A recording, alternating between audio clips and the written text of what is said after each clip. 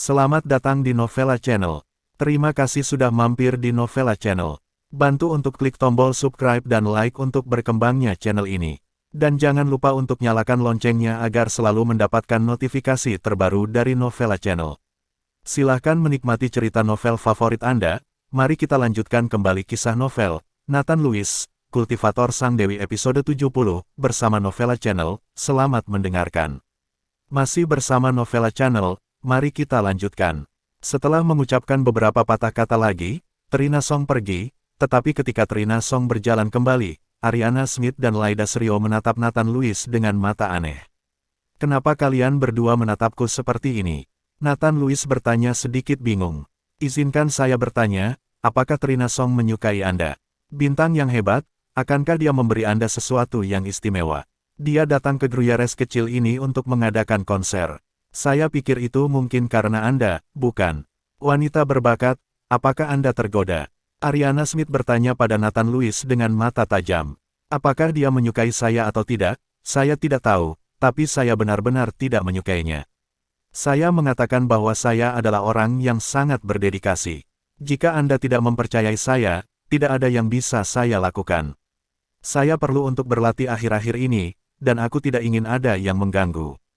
Nathan Lewis selesai berbicara berpura-pura marah, lalu berbalik dan kembali ke kamar tidurnya. Ariana Smith tertegun sejenak, langkah Nathan Lewis berbalik melawan tamu, membuat Ariana Smith tidak bisa mengajar. "Laida, apakah aku terlalu jauh?" Ariana Smith tidak tahu apakah yang dia katakan terlalu berlebihan, jadi dia bertanya pada Laida Srio dengan suara rendah. Laida Srio tampak bingung, "Saya tidak tahu," tetapi melihat penampilan Nathan Lewis, dia mungkin benar-benar marah. Hal terpenting bagi dua orang untuk bergaul adalah kepercayaan. Jika Anda tidak mempercayainya seperti ini, mungkin membuatnya sedih. Lalu apa yang harus kulakukan?" Ariana Smith panik. "Tunggu dan lihat saja, mungkin ini akan selesai dalam 2 hari. Laida Srio tidak memiliki pengalaman, jadi dia hanya bisa menunggu dan melihat. Nathan Lewis, yang kembali ke kamar, menghela nafas panjang. Jika dia tidak menggunakan cara ini, dia tidak tahu bagaimana Ariana Smith akan menanyainya. Setelah duduk bersila, Nathan Lewis mulai berlatih seni konsentrasi. Masih ada 5 hari sebelum konser Trina Song. Nathan Lewis berharap bisa menembus panggung dalam 5 hari ini. Jika dia mencapai tahap bigu, Nathan Lewis akan dapat hidup tanpa kembang api selama beberapa bulan, dan kekuatannya akan meningkat pesat.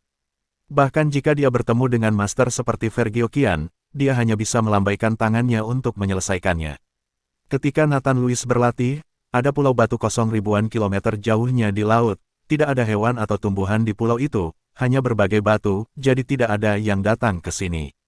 Namun saat ini, di pantai di tepi laut pulau, seorang pria sedang memancing dengan topi bambu dan pancing di tangannya. Dan tidak jauh dari sana, seorang gadis berkeringat deras. Jika Nathan Lewis melihat gadis ini, dia pasti bisa mengenalinya. Guru Tao dibunuh oleh Pendeta Zio. Setelah Nathan Lewis membalas dendam Guru Tao, dia menyerahkan cakram bintang 7 kepada Aretha Rowe, dan membiarkan Aretha Rowe pergi bersama Pendeta Weilo. Beberapa bulan kemudian, Aretha Rowe tiba-tiba muncul di pulau terpencil ini, tetapi lelaki tua yang sedang memancing itu tidak terlihat seperti Pendeta Weilo. "Aretha Rowe, pergi ke laut untuk menangkap ikan untuk dimasak. Aku lapar," kata lelaki tua itu memancing. "Dimengerti, Tuan." Aretha Rowe mengangguk, melompat langsung ke laut, dan menghilang sepenuhnya. Tepat setelah Aretha Rowe melompat ke laut, sebuah perahu kecil datang dengan cepat. Perahu itu tidak memiliki tenaga, dan hanya ada seorang pria parubaya yang berdiri di atasnya, tetapi kecepatan perahu itu secepat jika diperlengkapi dengan baling-baling. Segera perahu berhenti di pantai, dan pria parubaya itu melompat dan mendarat di samping nelayan tua itu. "Pelayan Long, beritanya telah menyebar," kata pria parubaya itu dengan hormat kepada nelayan tua itu. Pria tua itu mengangguk, dan melepas topi bambunya, memperlihatkan wajah keriput. Nathan Lewis terkejut melihatnya, karena pria tua ini adalah pemimpin tua yang mengajarinya di penjara. Masih bersama Novella Channel, mari kita lanjutkan.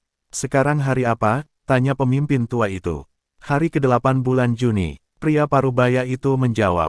"Ngomong-ngomong, masih ada lebih dari sebulan lagi. Saya harap kultivasi Nathan Louis akan tumbuh lebih cepat, dan yang terbaik adalah mencapai tingkat 5. Pemimpin tua itu berkata dengan harapan di matanya. Pelayan Long, Tuan Muda hanya belajar untuk waktu yang singkat, dan itu baru beberapa bulan. Bahkan jika kamu sangat berbakat, itu mungkin sulit. Pria parubaya itu menggelengkan kepalanya dan berkata, aku tahu ini sulit, tapi tidak ada jalan lain. Dia satu-satunya harapan. Kalau tidak, Nona tidak akan diselamatkan. Sedikit ketidakberdayaan muncul di mata naga tua itu, dan kemudian dia melihat ke laut yang tenang. Hanya itu yang bisa kulakukan, dan sisanya hanya bisa bergantung pada keberuntungan. Wow, saat kepala naga tua itu selesai berbicara, ada gelombang di laut, dan tubuh Aretaro langsung keluar, menahan 2 kerapu. Tuan, kita makan kerapu hari ini. Aretaro dengan gembira berteriak pada kepala naga tua itu. Setelah mencapai pantai, Aretaro tidak terkejut melihat pria parubaya itu, tetapi dengan sopan berteriak, Paman Long, kamu di sini. Pria parubaya itu tersenyum dan mengangguk. Segera Aretaro mengambil ikan itu dan pergi untuk memasak, dan pria parubaya itu memandang punggung Aretaro dan tidak bisa menahan desahan. Anak yang baik, dan dia masih berupa kristal es, dan kekuatan masa depannya tidak terbatas. Hei, pemimpin tua itu juga menghela nafas, saya tidak punya pilihan lain.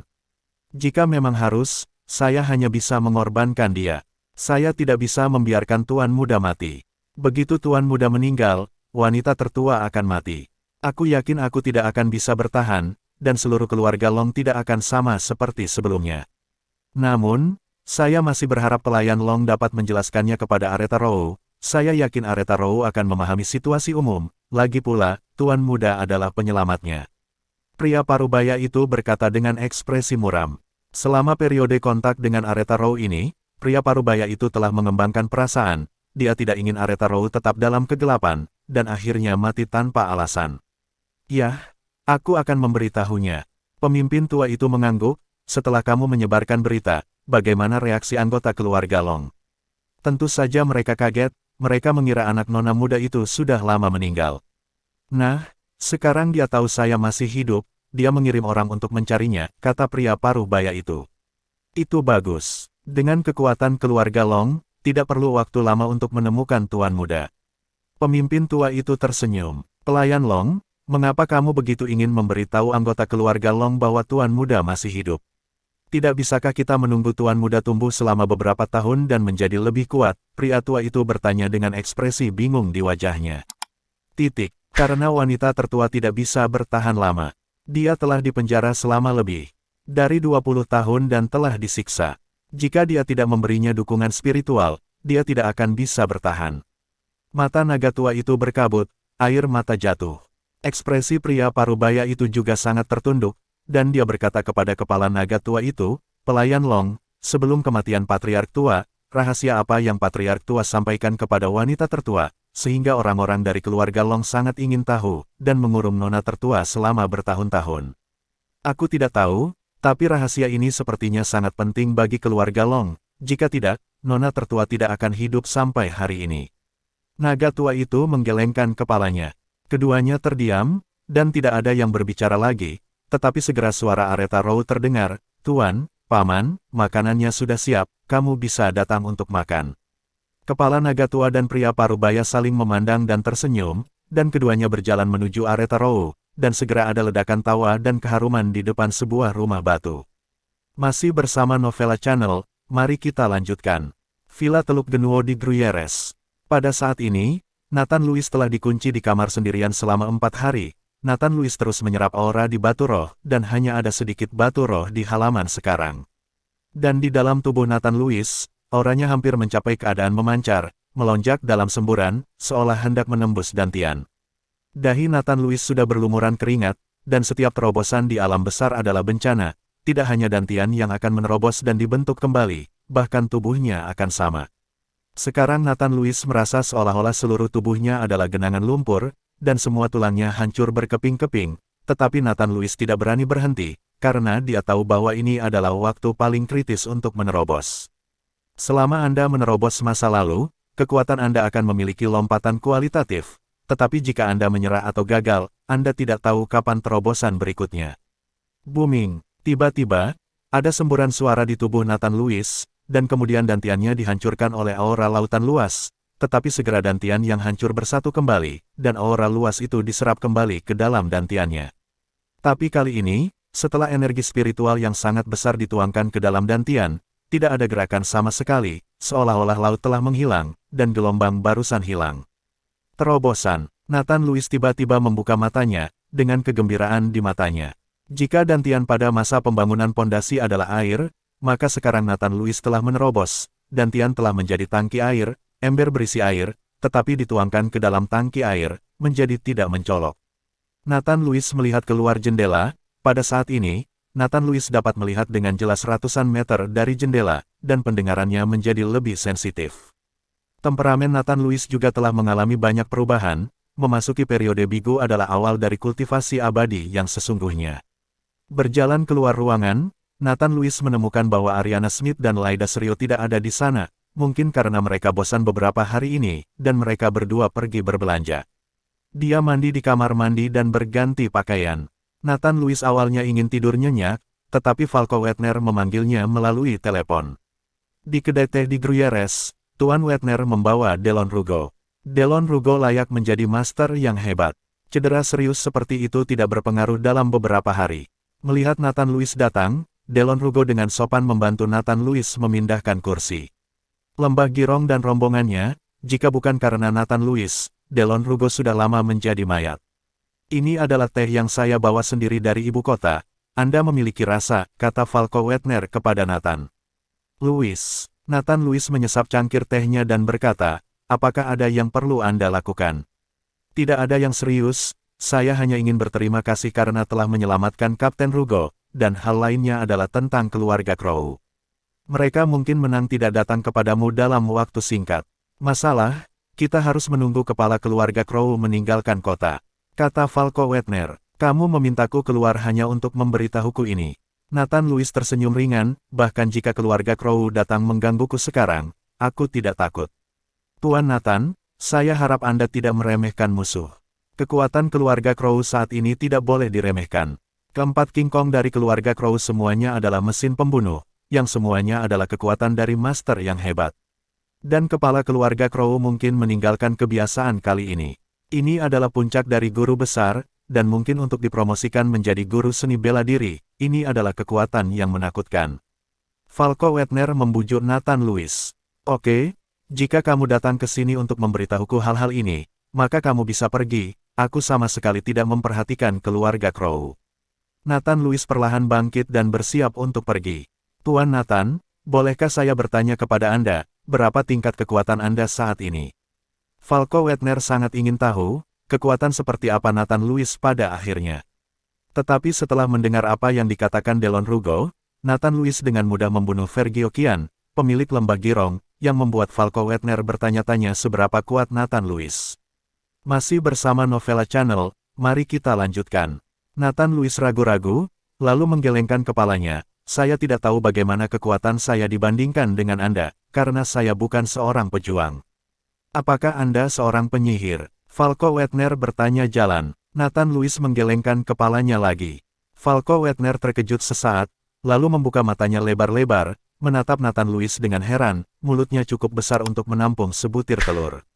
Kapten Rugo, kamu keluar dan jaga, tanpa perintahku, tidak ada yang boleh mendekati.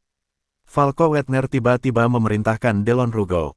Delon Rugo berjalan keluar ruangan dan berjaga di pintu, sementara Falco Wettner menatap Nathan Louis dan berkata, mungkinkah Tuan Nathan adalah seorang biksu? Kamu juga tahu biksu? Nathan Louis terkejut. Keluarga Bai mengetahui keberadaan biksu karena mereka pernah bertemu mereka sebelumnya, tetapi bagaimana Falco Wettner bisa mengetahui hal ini? Melihat pertanyaan Nathan Louis, Falco Wettner segera mengerti dan segera mengangguk. Tentu saja saya tahu tentang kultivator, dan di kerajaan kita, masih ada banyak keluarga kultivator, tetapi keluarga dan orang-orang ini semuanya tersembunyi dari dunia. Jika kamu tidak keluar, kamu tidak mengungkapkan kekuatanmu sama sekali, jadi banyak orang yang tidak mengetahuinya. Sebagai kepala departemen penjaga di ibu kota, tentu saja aku tahu, di dunia ini. Nathan Louis merasakan seluruh tubuhnya bersemangat. Dia selalu ingin menemukan kultivator lain selain kepala naga tua. Lagi pula, dia terlalu kesepian, dan dia masih tidak tahu banyak hal tentang dunia kultivasi abadi, dia benar-benar ingin bertanya kepada seseorang. Falco Wettner mengangguk, beberapa hal bersifat rahasia, dan tidak nyaman bagi saya untuk menjelaskan secara detail dengan Tuan Nathan. Karena Tuan Nathan adalah seorang kultivator abadi, saya dapat yakin. Tidak heran saya tidak berani mengambil keluarga Crow serius. Apakah kamu yakin? Ada apa? Melihat ekspresi Falco Wettner, Nathan Lewis bertanya. Sejujurnya, Tuan Nathan, saya mencari Tuan Nathan kali ini karena saya ingin Tuan Nathan membantu saya. Saya akan mengadakan pertemuan pertukaran internasional sebentar lagi. Saya mendengar bahwa mereka diam-diam telah menemukan ahli. Kali ini, beberapa bawahan saya memiliki sesuatu untuk dilakukan. Kapten Rugo baru saja terluka, dan saya ingin meminta Tuan Nathan untuk membantu kami bertarung di pertemuan pertukaran internasional ini. Kata Falco Wettner sedikit malu. Nathan Lewis sedikit mengernyit, ragu-ragu untuk sementara waktu. Bukannya dia tidak bisa bertarung, tapi itu semakin dekat ke tanggal 15 Juli dan itu masih lebih dari sebulan lagi. Dia ingin memanfaatkan waktu luang untuk berlatih dengan cepat dan meningkatkan kultivasinya.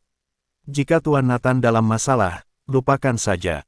Setelah mengetahui bahwa Nathan Lewis adalah seorang kultivator, Falco Wettner semakin menghormati Nathan Lewis. Kapan? Nathan Lewis bertanya. 2 bulan kemudian. Falco Wettner buru-buru menjawab. 2 bulan kemudian. Nathan Lewis tersenyum. Jika Anda mengatakan 2 bulan sebelumnya, saya akan berjanji kepada Anda. Apakah Tuan Nathan memiliki hal lain untuk ditangani?